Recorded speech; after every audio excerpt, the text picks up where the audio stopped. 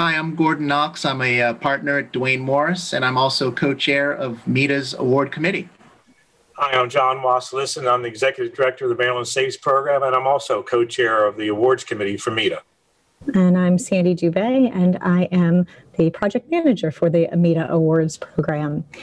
And today we are talking about all the changes in this MEDA recognition program that we are kicking off in 2021.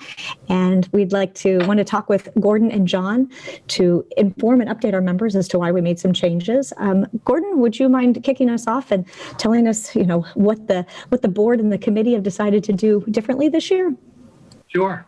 Well, as everyone knows, the awards committee has been one of the hallmark programs for MEDA for a number of years. We've always looked forward to presenting various projects and programs and individuals, just the recognition that they need. And with COVID happening, we had to make some modifications to the awards program last year.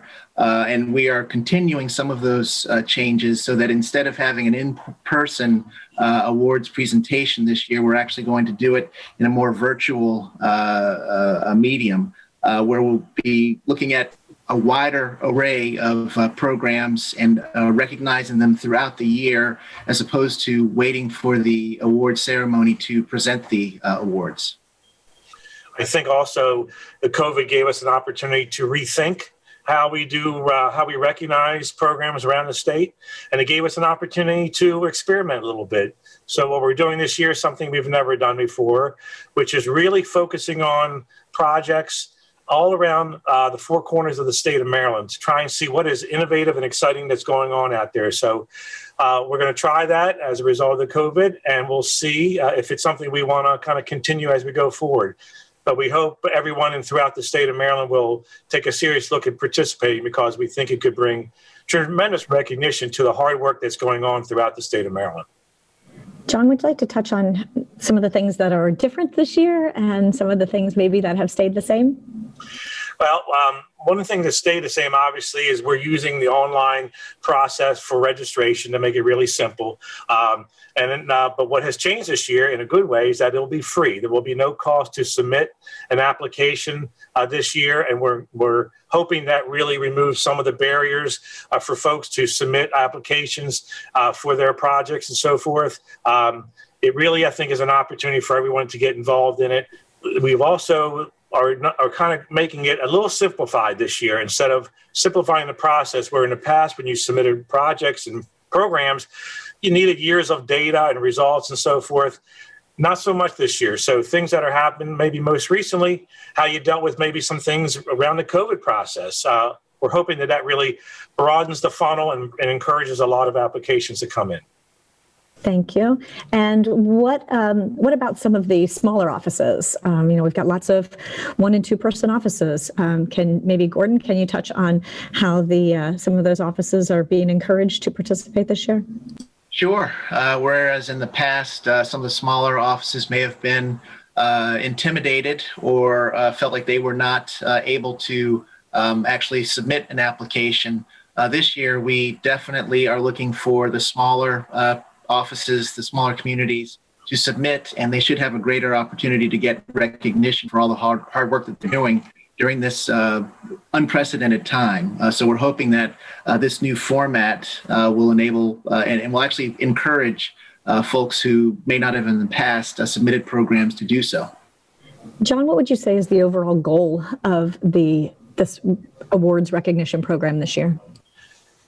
Well, as the traditional program honors individuals and programs for tremendous success and accomplishment, this year we're trying to encourage people to tell their story about all the good things that are going on throughout the state of Maryland, and an opportunity to really take some credit for some of the things that maybe would not rise to the level of recognition in a traditional year, but tell their story because we think there's tremendous benefit in storytelling.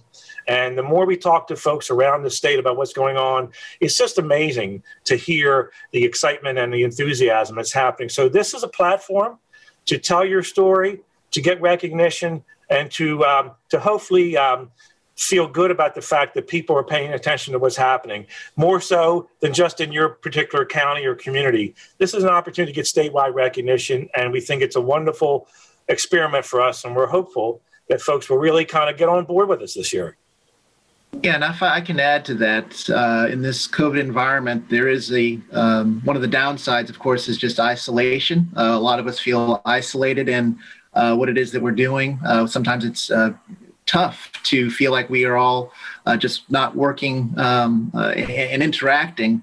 This program will actually show, we hope, when we're recognizing different programs and projects, that during this very difficult time of COVID, there's actually a lot more community working together. And I think there'll be there will be an opportunity for folks to not feel as isolated as they may have prior to the program. You're not alone. Even if you are a small community, a one-person shop, you are not alone in some of the challenges that you're facing, and some of the larger programs and projects may actually be able to get some positive momentum from the things that you are actually putting together. Hopefully it'll be a little more for inclusion of folks in smaller communities that maybe felt like they didn't have a real chance to compete with some of the other statewide awards. So we're really hoping that we cast a broader net, because we think there are nuggets out there around the state that probably aren't getting recognized. And as Gordon said, this gives everyone an opportunity to really play. And I hope the folks take advantage of it, because I think we'll be pleasantly surprised of some of the projects that are nominated to us. It'll be kind of an oh wow kind of thing when we start reading about them, and that's what I'm excited to see. That's awesome. How many times will they have an opportunity? What is our goal in terms of the number of projects and programs that we're looking to recognize throughout the year? Because it's a lot more than last year, right? Yeah, this is another area where things are different. Where in the past it was a one project, maybe two projects, honorable mention. We're looking to try and recognize 10 projects throughout the year, 10 projects or 10 programs throughout the year. So it really does increase the chances and opportunities to be recognized. It all goes to what Gordon and I were saying earlier about casting a wider net and having programs that maybe didn't feel they could compete. But we think we're going to try that this way. This year, we're going to recognize them, I believe, every quarter.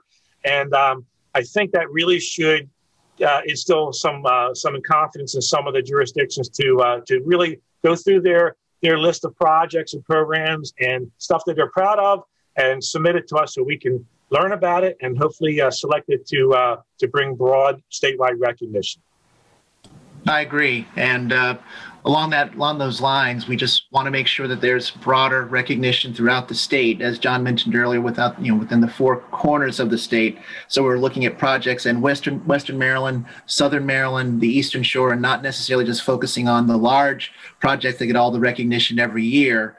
We want to make sure that the broader community, the economic development community in Maryland, is recognized for all the great things they're doing, particularly during this challenging time. So you're going to be reviewing these submissions every quarter and selecting, several to be recognized. What if I, submit now in the first quarter? Will I need to resubmit, or will my project be considered throughout the year? You don't need to submit every quarter. You may not necessarily get the recognition in that particular quarter, but that won't mean that you'll have to resubmit. And that's one of the nice things about this program as well. Awesome. Trying to simplify it. That sounds great. And what about the individuals? You want to talk about how we're handling the individuals this year? John, do you want to touch on that? Yeah. So again, part of the pivot that we're going through because of the COVID thing, we are doing the recognition program instead of the traditional individual award program. So for hopefully our in-person September MEDA conference, we will use that opportunity to formally recognize the 2020 winners, give them the opportunity to be on stage at the dinner gala on Monday night, to really have their chance to be recognized by the whole economic development community of the state. So that'll be our 1 year pause there, and it's our intention to get back into the traditional stuff for the following year. but we're also going to take a look at this recognition program to see if there are ways that we can continue it if it is received well. And we surely hope that it will be, because this gives us a chance to recognize more people, and we think that's a good thing. Yeah, and if I can add, I mean, I'm sure a lot of people are seeing this, but many of the practices that we've come up with during the COVID epidemic, a pandemic, I should say, have actually are things that we may want to continue, not just with MEDA and this awards program, but throughout the industries that we're all working in. And so this, as John said, this may be something that we want to continue, even if we eventually, hopefully, have in-person meetings again, which we are all keeping our fingers crossed will happen and will become just a regular way of doing things again. There may be some best practices that we are coming up with through this program that we may want to continue. Perfect. I love it. So if somebody wanted to learn more or submit a project to be considered for recognition, what would they need to go and do? Go to a website, medamd.com, and you'll find the instructions for the recognition program there. So medamd.com. Awesome. Thank you. Anything else that you guys would like to add? The only thing I can say is this is a new thing for us. We're excited about it, but as with all new things, we may have some bugs we'll figure out on the way, but we hope it's received well, and we hope everyone takes advantage of participating in this program, and we're excited about it, and just another opportunity to turn a negative COVID impact into something that's a new idea. Yeah, and I'll add, we're just looking forward to receiving the nominees for the various awards. We can't wait to put those out for everyone to see and appreciate.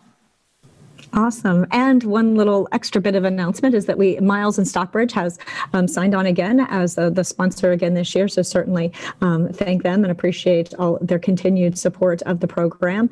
And if you are interested in learning more about how to participate, visit medamd.com, and there might be some additional sponsorship opportunities associated with the program throughout the year as well. So we'll just tease that one for right now. But great. Well, thanks, guys. Appreciate it. Thank you, Sandy. Thank you, Sandy.